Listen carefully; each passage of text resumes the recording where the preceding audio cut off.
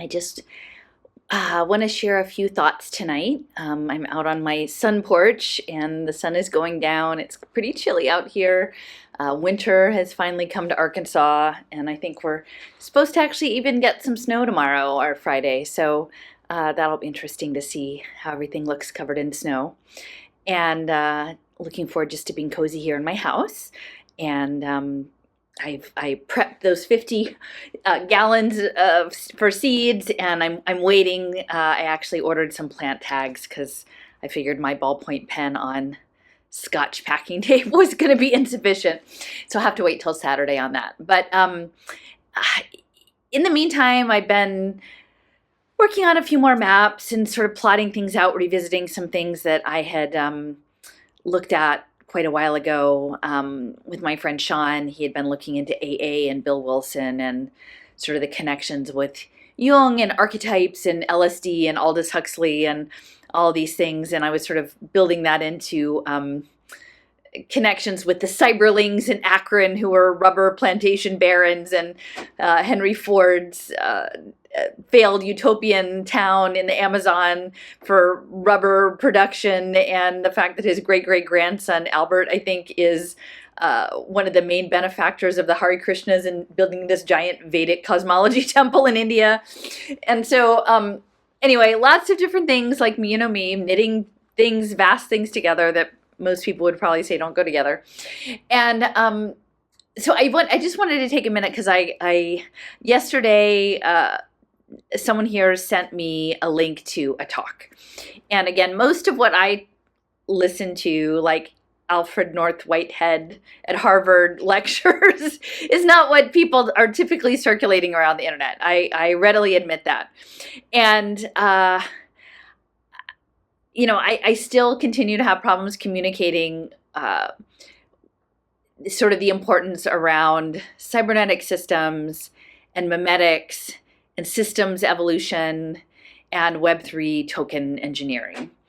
And I'm very grateful because Joseph actually, and I'll put it in the pinned comment here on the blog, he has a really wonderful new blog post that sort of lays out both verbally and then within mathematical formulas this idea of he's continuing to build out his ideas around quantum realism and the primal consciousness as a recursive system, and looking at it as an information and like from the lens of information theory and communication theory, and the idea of emergent symbolism and language and how that happens within systems. And so the example he looks at is DNA, but as someone who has a background in art history and cultural landscapes, my ideas of symbols are a lot different, and they might be, a cat briar or a spider on a rock or some of these other things, which I think goes into some of the Taoism that overlaps with the Whiteheadian thought. So I have a different set of symbols that I look at, but I think this idea of sort of lucid dreaming and the subconscious symbolism of the quantum field of the divine and God coming into our lives is a really important idea, and that I think there's an intention, again, to network that, to cultivate those states, to network them, and to sort of capture epiphanies. And I feel like that's what is moving forward. And I continue to have questions about, is it a cookbook and are we on the menu? I'm not necessarily judging that everything preceding is bad, but I don't think we have a full understanding of it. And if these things if we were going to do something and it was going to be a good thing, I wouldn't put global hedge funds and the military industrial complex in charge. So that's sort of my continued point of being, is that we need to talk about it. And really, these are the people we've chosen to do, guided evolution of human potential into, Krishna consciousness or something like that. I don't think so, but we can talk about it, right? But we never do seem to get around to talking about it. So thank you, Joseph, for continuing your deep dives in the way you see this, and I'm grateful that it does overlap with how I'm seeing things, and it's really nice to have someone who has public facing content who can we can self-reinforce and riff off each other. So that's a good thing, and you should check that out. So this video that got shared with me today, or yesterday actually. It was from someone who is very well intentioned, right? And when we live on the internet, there are people that you come to feel like you know or trust. Like I'm sure some of you feel like you know me or you trust me, or maybe you wouldn't be here unless you're here just to troll. But over time, that's the relationship. And I'm not trying to necessarily cultivate a relationship so that I can like misdirect you intentionally into a certain avenue. And the same with this guy. He may not be standing in front of you writing books and being on book tours to lead you into away from your own internal compass into his, and off into the the boondocks out there where you're going to get sideswiped, but so I'm not here to talk about motivations, but I'm here to say what we're navigating, in my opinion, is deeply about consciousness and your relationship, like your internal grounding to your values and your spirituality, and how you navigate the world, both the natural environment and the built environment and your social relationships. And are you doing that with intention and focus? Are you having other people steer you around to do that? And just being aware of where we are in that continuum. There's no hard stop. And that the role of the online media space, including me, I guess, is to compete for your attention. And then it's up to you as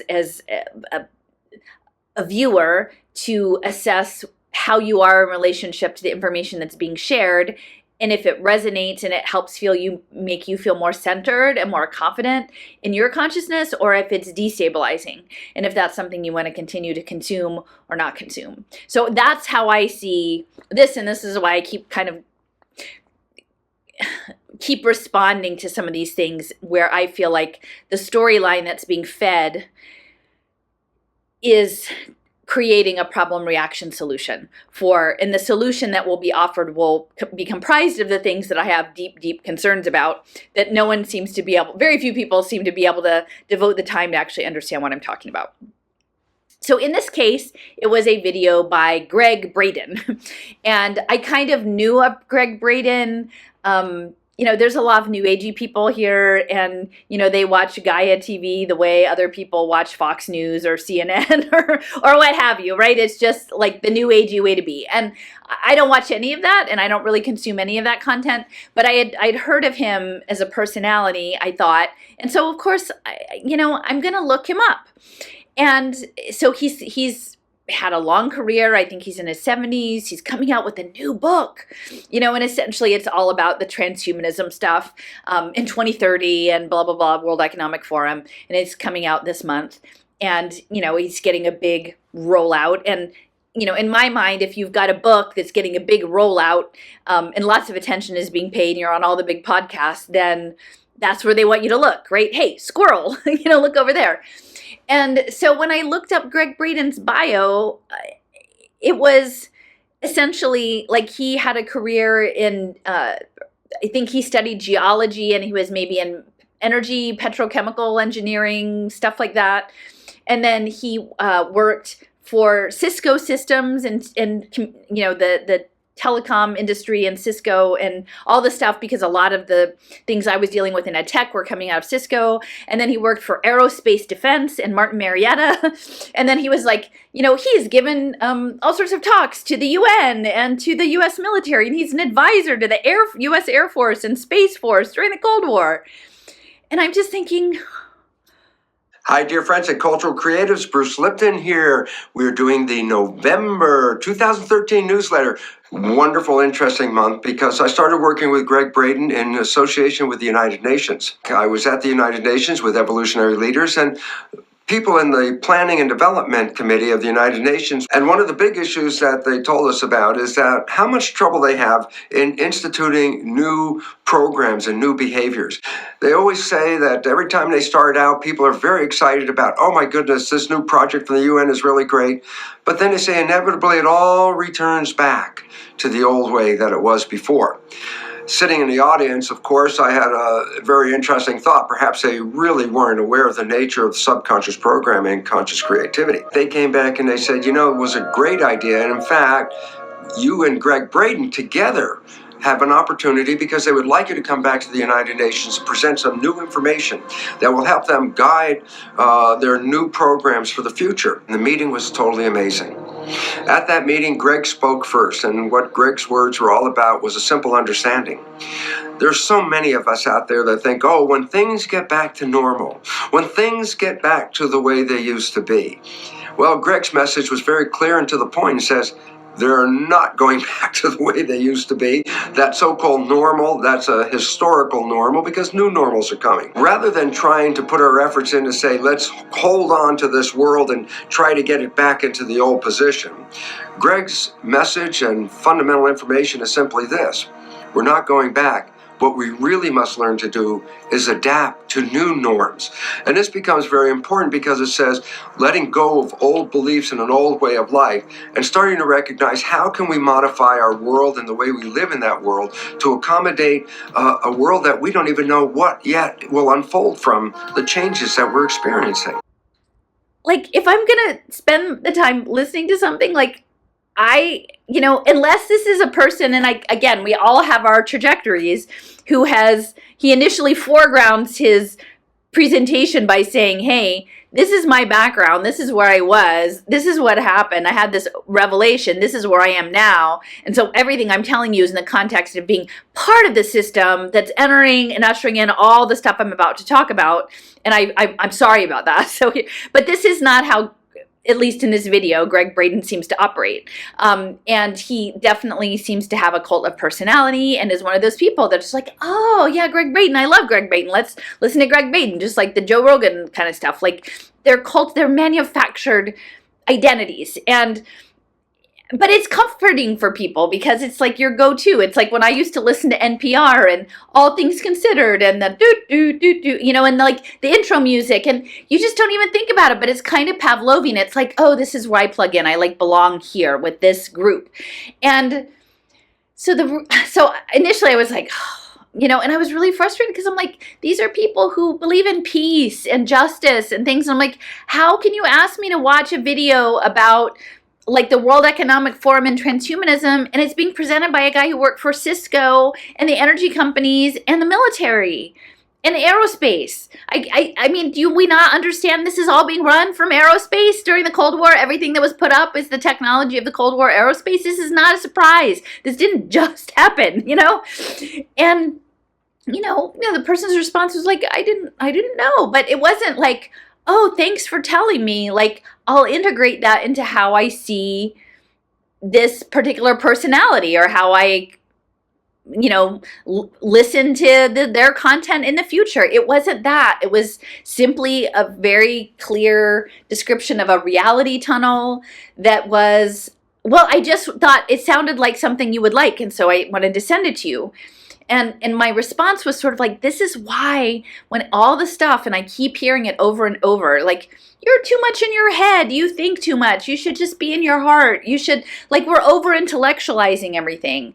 And it kind of pisses me off because my gift is my mind and thinking and pattern finding, right? And telling stories about these patterns that I see, whether or not you choose to believe them or take action on them or what have you. I don't say that like I have the answer for you and you have to do what I say, but I see these patterns, I see these systems, and I have a lot of questions that I think we would all share if we had a curious minds. And so the don't like, it's kind of like being the nerdy kid at school, right? And you're not the popular kid, like, don't think so much, just buy the right jeans, or don't think so much, just buy a polo shirt, or, back in the 80s or whatever those things were, like, don't do the thing that you're called to do because it makes me uncomfortable, right? And I really just said, I need for you to understand, like, at least just acknowledge, like, oh, this is information I didn't know.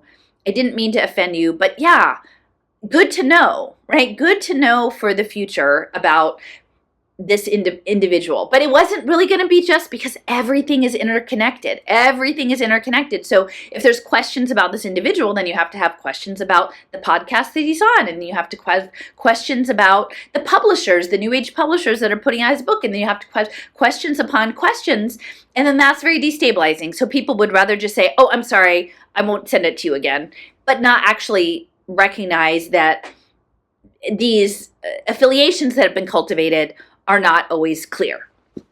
So that was my frustration. And then, so I did just start to listen to this Gregg Braden interview, and I listened to the first like half hour of it. And I mean, once you have a lens to look at a meta level, to step back and look at how they're presenting the stories. This man, he actually, in this interview, he said he has a background in linguistics. So this is all about psychological warfare and narrative structuring, and structuring the mind to guide you into the place that you need to be. And that's why these books are put out.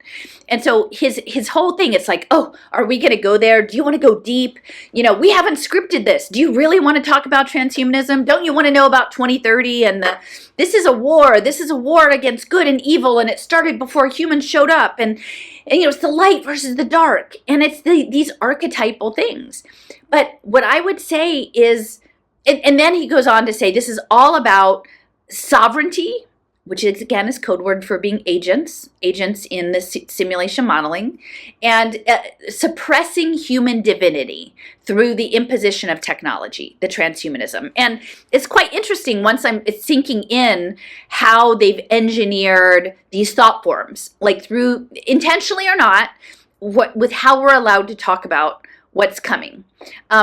Because I know that sovereignty is about you claiming your space as an agent, as a unique agent that I feel like is almost going to be based on an archetype, which will be along the lines of like chemical interactions. Like we will be it'll be like social physics, where we as agents have unique molecular properties, and we're interfacing in complex experiments with molecules to catalyze new substances. I mean, I feel like that's actually where we're at. So as long as we're agents and we have our, you know, and they're not going to say a digital identity. They'll probably come up with like a freedom wallet or something like that.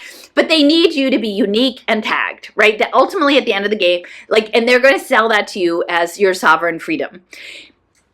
And in the more I look into this idea of divinity, so he says it's not connected to religion. It's our ability to overcome circumstances, our ability to meet and overcome, you know, things that happen in our lives. And that's our divinity. And so this is problem solving, right?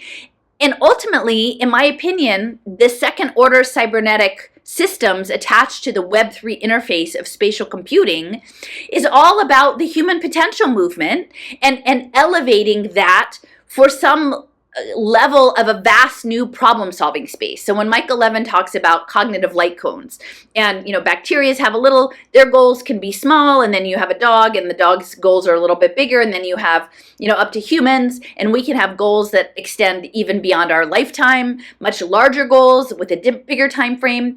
But in Web3, the idea is that we as sovereign divine agents will be integrated and enacting some sort of much larger cybernetic system of information processing and towards resolving some process, some question that's out there. But I don't know what is running the question. Like, ultimately, are we to say that this is consciousness, primal consciousness, God, divinity, the source, and God is in charge of all of this? Because Gregg Braden would have you to believe this is a battle of good and evil that's been going on forever, and it's all culminating in 2030, so we better all pay attention, right? And everything that I've seen lately, especially linked to the Albert North Whitehead lectures, is that, okay, good and evil, that's very dramatic, that's a certain way of looking at it. But there's also an aspect of complementary energy and understanding the world as an energetic system, that we're energetic systems, that the environment is an energetic system, and the yin and yang of the Eastern way, the Eastern philosophies, the Tao, is that it's the yin yang doesn't say good, evil, one good, one bad. It's a cycle, and they fold into each other, and each has some of the other. I think that's much more likely what we're dealing with is a complementary energy system. Nature doesn't end. You know, it doesn't. If you look, all of the things were like, the world is going to end. It doesn't. nature is a cycle. It's a waveform cycle. It's a recursive cycle. And so the people who are there telling you the world is somehow going to come to an end and all the astrological projections are like by 2030 it's all going to end. I mean, if that's the story you want to live in, you can live there, but it flies in the face of how I see nature operating. And even most of the indigenous people understand the world as cycle. And again, yin, yang, one kind of energy, inner energy, outer energy, they complement each other. So you can tell a story about a war of angels and demons against the divine humans, and that might make a really good Star Wars movie or something like that, but it's not.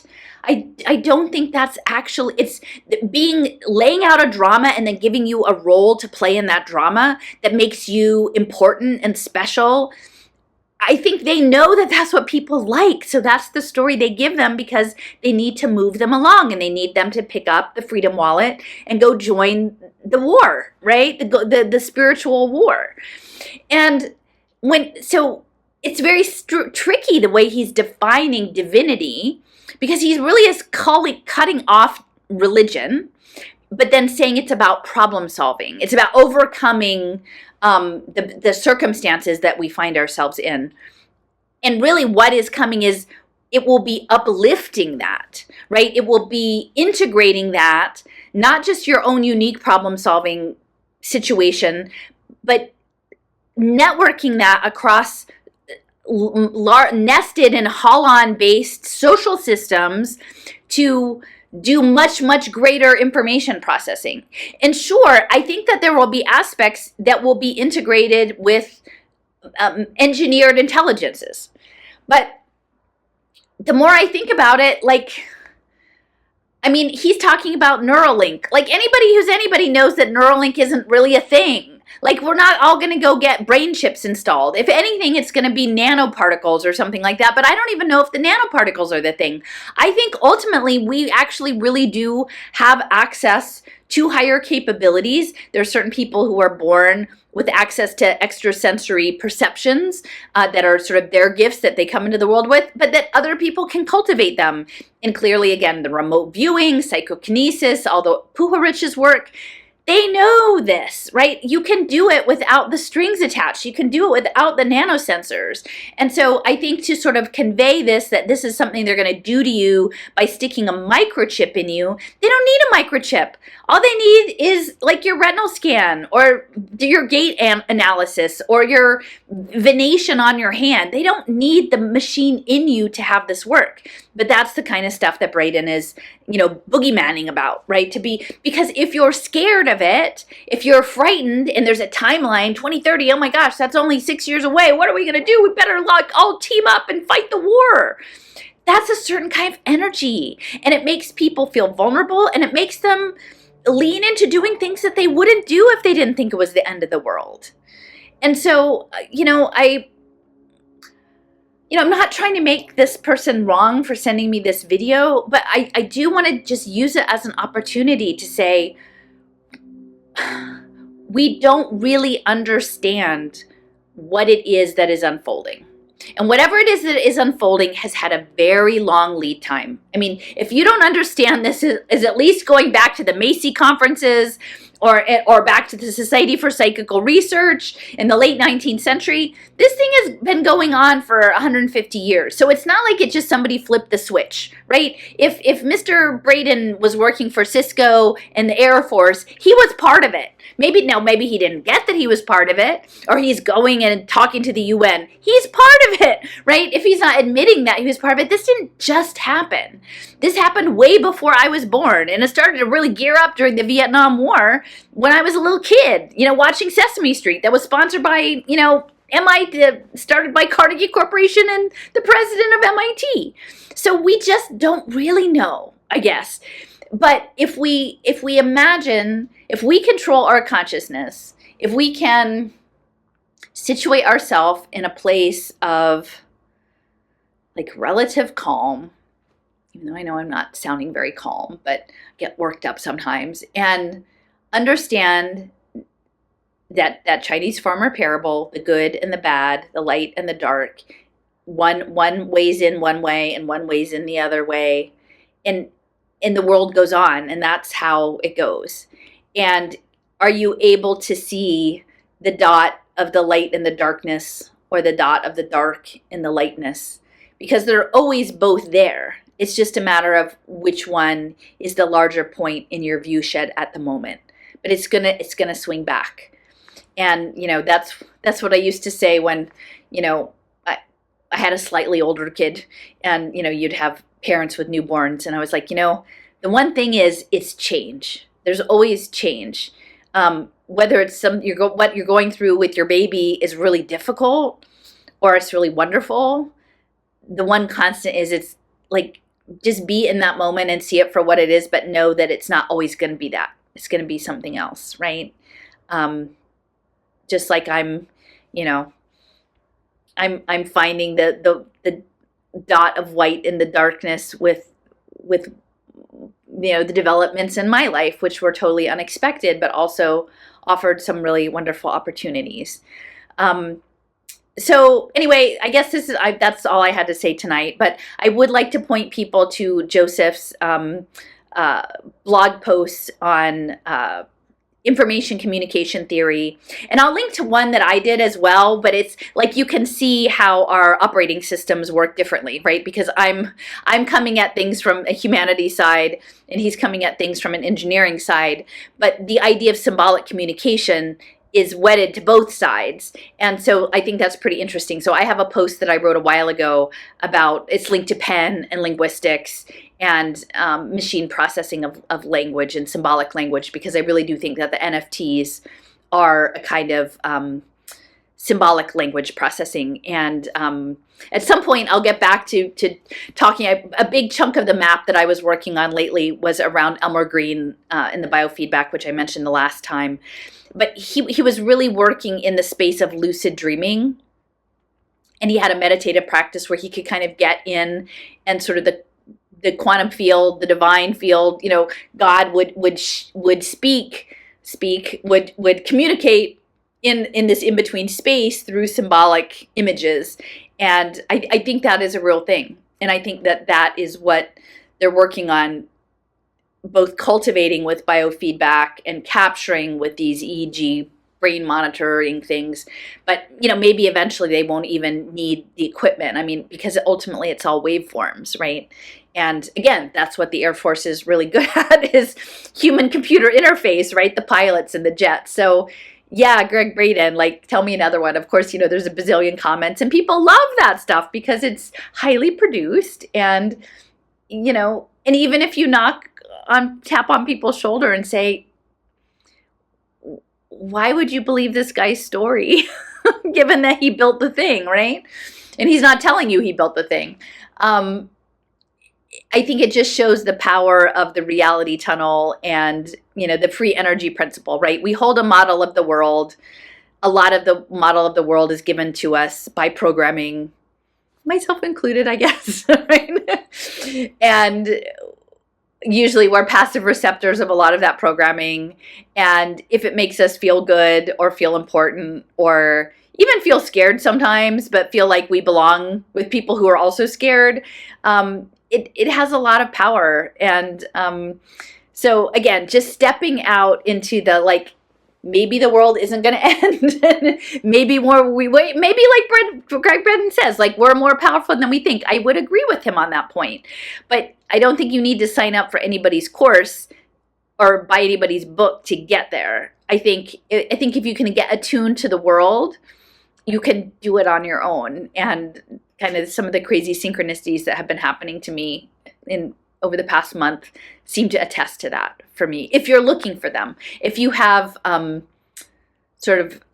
working on the playful side of things, and I ended up bumping into some Hare Krishna folks. I'm not joining the Hare Krishnas, but their idea of Krishna consciousness is actually not that far off of some of what Joseph is writing about in quantum realism and primal consciousness. And the idea of Krishna being, he plays the flute, which is acoustics and making reality. But also, I think he's supposed to be kind of a playful person. And so I think there is an aspect of the universe being playful with us if we're prepared to see it for what it is. Because I've had a number of things happen to me in the last couple of weeks that it's almost like a little diorama, like a little play staged for my benefit, and I'm supposed to watch and generally lightly interact and then take something from the lesson. So okay, well that's my 2 cents, but definitely check out Joseph's post, and if you're interested in some more reading, you can read my post about language and symbolic communication. And then if you want to, I would suggest looking into William Friedman and Colonel Fabian, Fabyan, and Riverbanks Labs on the Fox River in Chicago. That's like a stone's throw from Fermilab, Department of Energy lab. And sort of looking into what was going on with the Baconian cipher and the origins of the NSA and cryptography and puzzle solving, because I do think somehow at the base of all of this, acoustics and tuning forks and encryption and waveforms and rivers and riverbanks and flowing rivers and enabling constraints are somehow part of this puzzle that I have yet to figure out. But I keep amassing more and more pieces. All right. Good night, everybody.